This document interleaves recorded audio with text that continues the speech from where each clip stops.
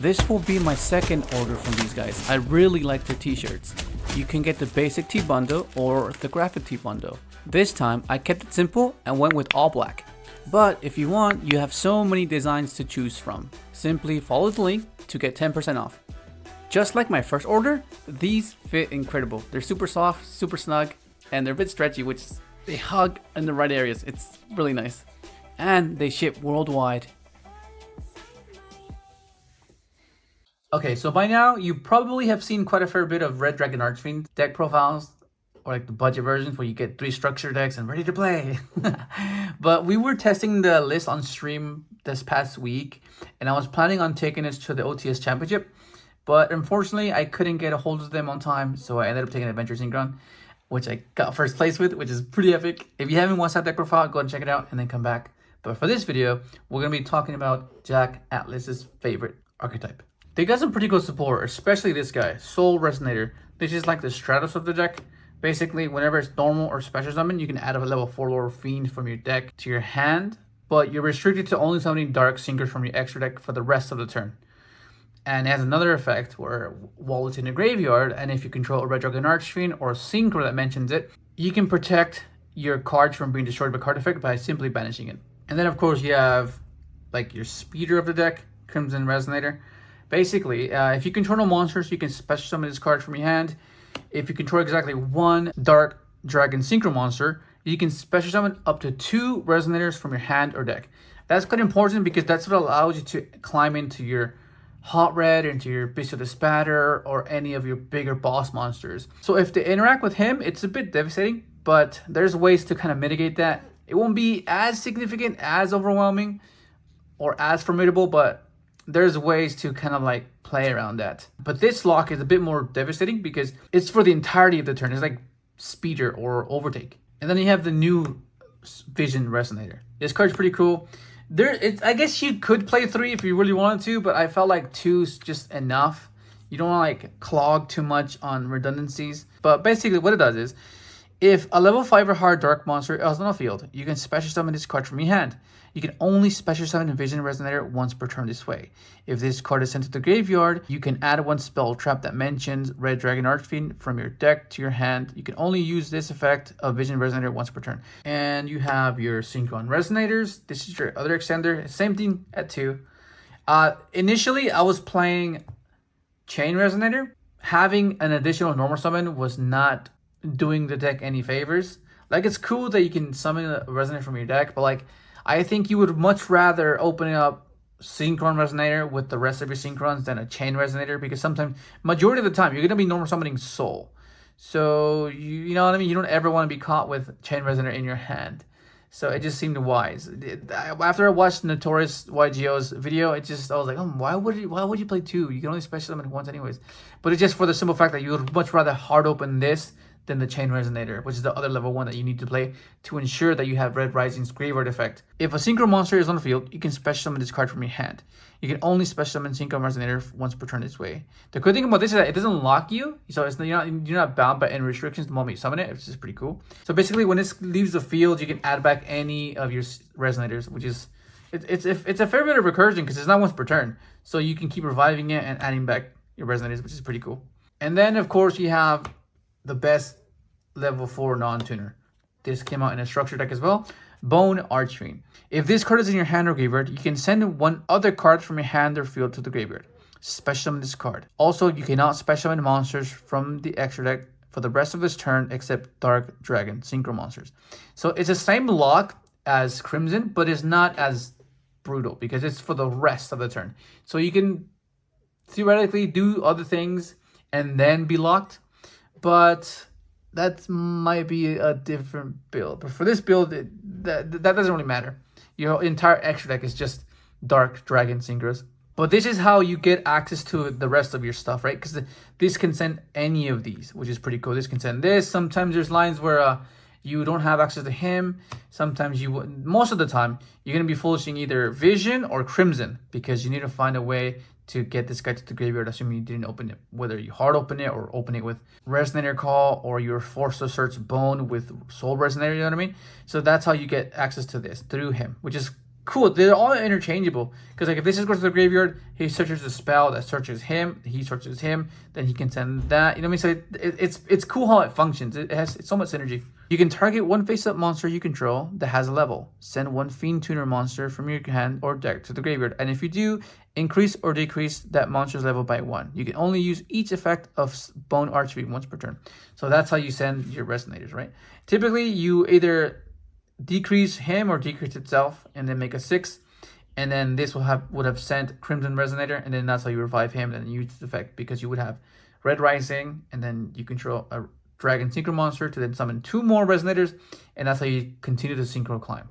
Recurable, right? Because like you initiate your turn, you set up your board, and then you pass, and then you simplify the game state to the point where you go Hot Red negate, Bystial negate, hand trap, and then you have your Crimson Gaia that's going to stick on the field to help you with your follow-up, right? And then you have this as well. This will then send another Resonator, which then allows you to get more resources. It just snowballs from there, which is pretty cool. And then you have your one-ups. You have your Wandering King Wildwind and your Obsessive Uvolup. I wasn't sure why this guy was played, but the more I played the deck, I understood why. And I think I might bump this up to 3 because it's quite important opening up that second extender, because you can't. So it's kind of like, think of an adventure where you don't really want to be vulnerable and be like, oh, okay, they interact with your adventure token. Then now what do? You're stuck with a bunch of synchrons. Like this is in the same way. This will serve a similar purpose, because there's times where you can summon this synchro with your Resonator, go for 6 without having to use your normal summon. Because you can go special Crimson, special this, and then you can preserve your normal summon with this and keep this in hand as well. So just more extension. If you control Fiend Tuner with 1500 or less attack, you can special summon this card from your hand. If summoned this way, you cannot special summon monsters for the rest of the turn except synchro monsters. Okay, so during your main phase, except the turn this card was sent to the graveyard, you can banish this card from your graveyard, add 1 Fiend Tuner with 1500 less attack from your deck to your hand. But Uvolup, the reason why he's important is because you can send him off Bones effect. And there's sequences and there's combos and there's lines where you need to banish your Dark Dragon Synchros. So basically what it does is, if this card is in your hand, you can target 1 Synchro monster you control or on your graveyard, banish it. And the reason that's important is because you play Bystial Dispatter. And if you do, special summon this card. If this card is in your graveyard, you can target 1 synchro monster you control or in your graveyard, banish it. And if you do, add this card to your hand. You can only use each effect of Obsessive Uvolup once per turn. So you see what I mean? It's just constant recursion. You know, you just need one. You don't need more than one. One's fine. And then there's the Bystial engine, right? You have your triple Lubellion because you want to open up with your starter and Lubellion to get access to Branded Beast, to have some sort of interaction at the very least, right? And you have your Magdema, it's at 1 because of the balance. Sornier. This might go to 3 because it's so important. These are essentially the same thing. They serve a similar purpose. This will foolish that, which then gets you access to the Bystial trap or the regained. And if you open up this gets you to a Bystial end phase, and it gets you to the Bystial spell trap, you know? So they're essentially the same thing, because this will send this, and then you have a bunch of Dragon Synchros that you can send off its effect to revive itself. But yeah, this might change to 3. Magnemite, Bystial Worm, and of course you have your Bystial Baldric. It's just utility, right? It's just what it is. It's just another form of interaction. And these are quite important because within the combo, you don't really banish in order to have your Bystial Dispatter have its effect live. You would need to like banish one of your synchros, which is why these are so important. Because I'll show you on the combo, but for the most part, these are so crucial, because otherwise you'll just have a Bystial Dispatter and a Hot Red, but nothing's banished, right? Unless you banish it with him or banish it with your Bystials. It allows you to banish your Dark Dragons and then revive them with your Bystial Dispatter, because sometimes you can go into make a Hot Red, and then Hot Red and Synchro Resonator go into Bystial Dispatter. You go effect this, banish your Hot Red, and then Dispatter revive your Hot Red, you know what I mean? And then they just continue to sequence up and synchro climb that way, which is super important, because Bystial Dispatter is probably the most important key piece in the extra deck. And then of course you have your non-engine. You have Triple Ash, very generic, Triple Veiler because they're lights. They have synergy with your Bystials. And then of course you have your triple imperm. It's just interactive cards, very generic. You know, this might change depending on how the format shapes. And the new spell. This card is insane, man. You have triple Crimson Gaia. Basically, what this does is, during your main phase, so it's a continuous spell, you can add one Red Dragon Archfiend or one card that mentions it from your deck or give it to your hand, except Crimson Gaia. So the cool thing about that is, you can add from either place, graveyard or deck. And you can even recycle your Red Dragon Archfiend synchros, because you don't play many of them. The only double copies that you play of are the Red Rising and Spatter and Hot Red. But sometimes you want to recycle your OG Red Dragon Archfiend or your Scarred Red Dragon Archfiend. And this helps with that. But for the most part, you're going to be searching your Resonators.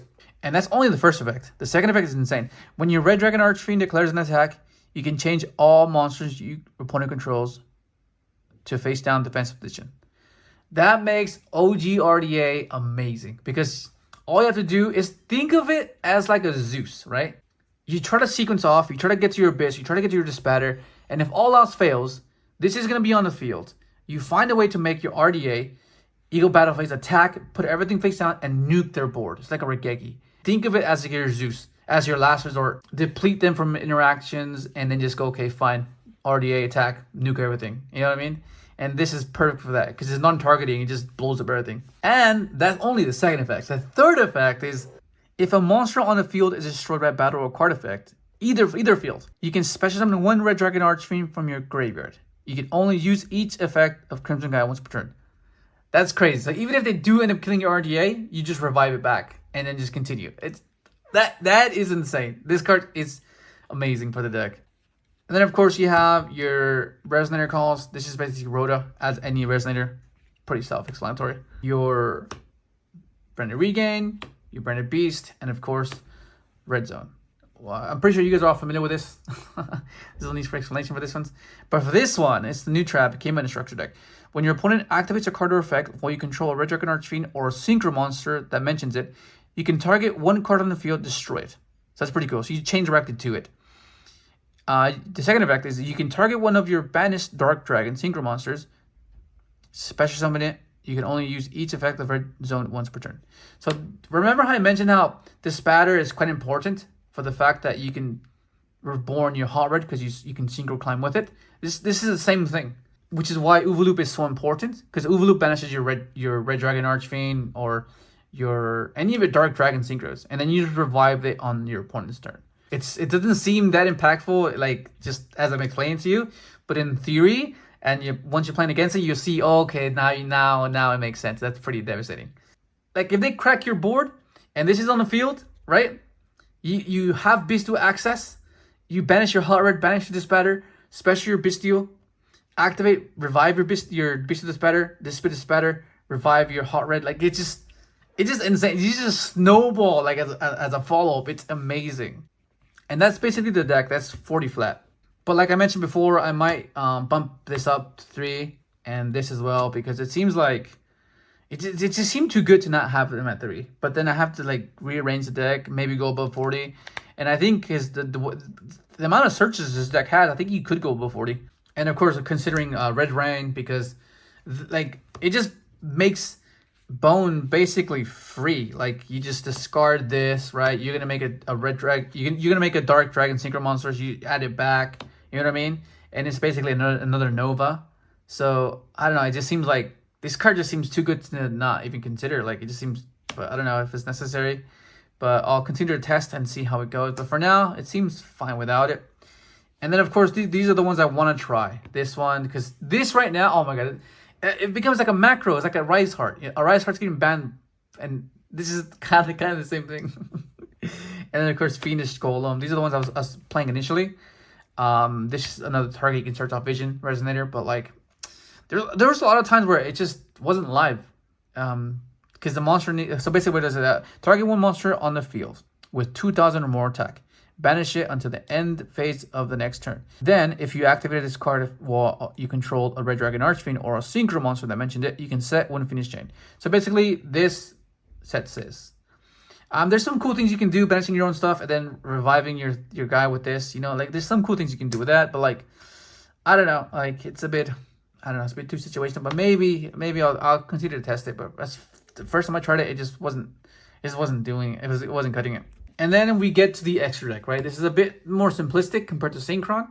So you have your Calamities, it's still Lego, you know, it's still Lego. You have your Red Nova, you have your Beast of the Spider. Okay, so I'm missing a second copy because you do play two, because sometimes you need to climb into another one and you don't have access to this, whether they destroyed it or, you know what I mean? Like, you can add it back, but there's times where you need to hard make another copy and not rely on banishing it with Bystials and reviving it. So the second copy does come up. So that's the only, this is going to be a 14 card extra deck, but that's because I'm missing the second copy, okay? It's in the mail. Then you have your Bane. It helps you reborn your Archfiends, right? Yeah. Do you play double hot red? Because this does come up. You play Void Ogre. It just, you know, it's another good Dark Dragon Synchro.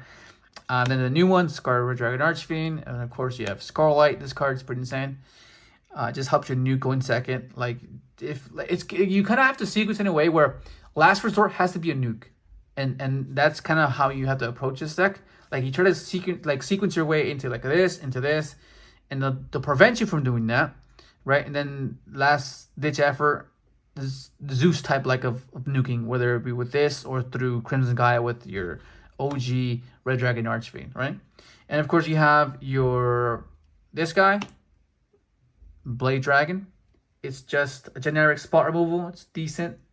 You could make it with Bystials and Synchron Resonator, or just make it with this and your Soul.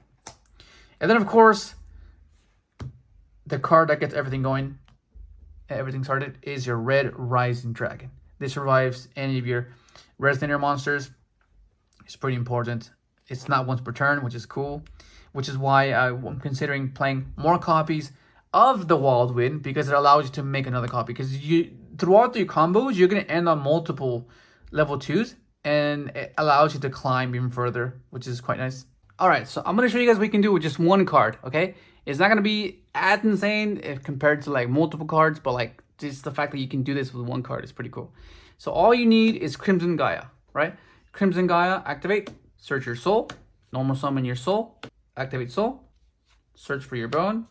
You then use Bone's effect, send in Crimson Gaia, summon your bone, activate effects, send in your Crimson. You reduce this by 1, so then it allows you to go into your Red Rising effect, summon your Crimson Resonator. And then now, since you control a Dark Dragon Synchro monster, you can use this effect. Activate, summoning your Vision, your Synchron Resonator. Or you can go for double vision and go into your Nova, which is pretty cool. I'll do that one. It's a bit more simpler, but this will be where you can decide what you want to do. And then you go into your 12, Nova, Resonator, adding your zone, set your zone. And now you have double banish nuke, which is cool. You activate, banish yourself and everything, and you activate this, rev it again, and do it again. That's with one card, okay? That's one card. But let's say you don't do that and you go the other route. Your Synchron Resonator. Okay, this will be a different board, but nonetheless, it's still one card, which you synchro into your 8 or your new Scarred Dragon Archfiend. You then trigger your Vision, searching your red zone or your Crimson Gaia. And if you play like the Golem, you can search that as well. But since we already used Crimson Gaia, you would much rather search the red zone. You then go into a 9 or you can go into a 10. It doesn't really matter. The hot red, your Resonator triggers, so that you Scarred, adding back a Resonator, adding back your Vision, because you haven't used its effect yet. And then you summon your OG Red Dragon Archfiend. So what you can do here is, you can go into Dispatter right away, but it won't really be live because you have nothing banished. There's nothing banished on your side, there's nothing banished on their side. So it's kind of like, what do you do? So what you can do is you can special this, right? And then go into your Bane, right? And then Bane will tribute this, reviving your Scarred, okay? Because that means you have 2 interactions here, right? Because then the moment your opponent activates a monster effect, you can activate this in response. It'll then pop a card on the field because this is treated as Red Dragon Archfiend. Or you can just do the other route, right? Where you keep this in hand, right? This is kept in hand, and then you go into your Bystial Dispatter, right? And this is where the Bystials come in and Uvu come into play, because that means you can banish this guy with your Bystial and then revive it to have this live, you know what I mean? But that's just off one card. Now, what happens if you have two cards? Because you know what one card can produce, but what does that extra body do for you, right? So the difference will be in what this searches. So we know for a fact that this will search your Soul Resonator. Summon your Soul Resonator, activate effect, searching your Bone Archfiend. And it matters in the way you sequence this because this will allow you to play around certain hand traps. Let's say you go Resonator call. You search for your Vision. You activate Bone, discard that, summon itself. You trigger Vision, adding you a spell trap that lists Red Dragon Archfiend in its text. Since we already used Crimson Gaia, you're going to search Red Zone. You then attempt to use Bone Archfiend's effect, sending your Crimson, reducing him. Summoning Rising, trigger Rising, your Crimson, and then you use the effect. Because the only difference from that combo is whether you have access to Gaia on board or not, right?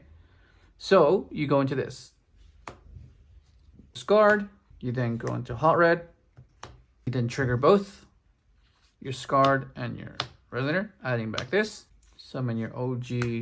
This is in hand, right? So the only difference with having that extra body means another discard outlet for your Bone. Because typically, you would have sent Crimson Gaia on that one card combo. Then you can just end on Dispatter as well, with this in hand. So the main difference is you have access to a follow-up. You're guaranteed to have this on board. And you can potentially do the Book of Eclipse thing when you attack with your Red Dragon Archfiend, right?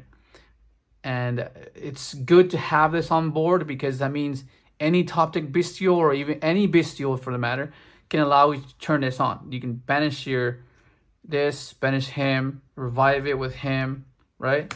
And then go battle phase, attack, effect, everything face down, nuke everything, right? That's mainly the biggest difference, the fact that you get to keep this. And now I'm going to show you guys one of the best combos you can do with this deck because it's insane what it can do. So you go ahead and special this, normal summon this. You don't use this effect yet. We typically see us doing this right away, but this time we don't. The Rising, reborn this, effect of this. In this case, we do summon Soul, Resonator, and Vision. On summon, activate effect, adding your Synchron Resonator. You then synchro into your 9. You then special your Synchron Resonator and you climb, okay? So this better. Your Resonator will add you back your Soul Resonator. You then activate Bone Archfiend. You then use Bone Archfiend's effect, targeting your Crimson Resonator, sending your Loop, reducing its level by 1. And then you make your Red Rising. So you go Chilling 1, Chilling 2. Reborn your Synchron Resonator. You search for your Crimson Gaia. It's level 1. You then activate Loop, banishing your Hot Red, adding it to your hand. And special summon your Loop, banishing your Red Rising. You make your Nova. 6 plus 4, 10, plus 1, plus 1, 12.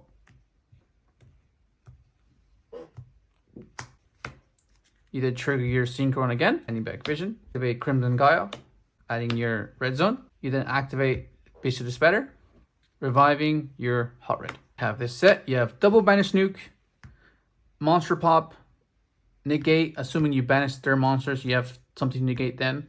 And if you add the Bystial into the mix, it changes it as well. So what happens if you open up Lubellion and Soul Resonator? It's just pretty cool. So you activate Soul Resonator, adding your Bone, activate Lubellion, searching your Sarnier, pitch Sarnier for Bone, trigger your Sarnier, in your Regain. This is basically the same basic combo you did at the very beginning. Active effect, target Soul, sending your Archfiend, reduce it by 1, so it becomes a level 2. You then Synchro 6, Red Rising, revive this, Crimson Resonator. So depending on your hand, you summon the levels required for your end board, right? Like if you have access to another Bystial and you feel like you want to go for the Red Nova, you could do that as well. So you have the Red Nova banish effect and you have the Branded Beast, which is pretty cool. But let's say you just don't have any other Bystials. This is just based off that. You summon these two. Okay, and then you go into your Scard, your Vision triggers, and then Gaia. This is where it's important how you sequence your turn, because this has to make Abyss first. Otherwise, you won't be able to make this spatter with the Lubellion because you have to send something off its effect. You see what I mean? Let's say you do it the other way. Let's say you go like this. You go like this, with the spatter, trigger your Scard, this guy. You could make Abyss here, but then you can't use its effect because you need to send a dragon. Because if you send this for this cannot make hot red. So you have to do it the other way around. So you go hot red here. You trigger your Scard and your Resonator, adding back your Vision. You then use Lubellion, you then use Lubellion effect, placing your beast, and then you go to spatter. And this is still in hand. So then you go Gaia, so you have this. So something you could have done as well, instead of going this route and utilize your Vision, is right here you go Bane, special this, tribute this, revive your Scard, right?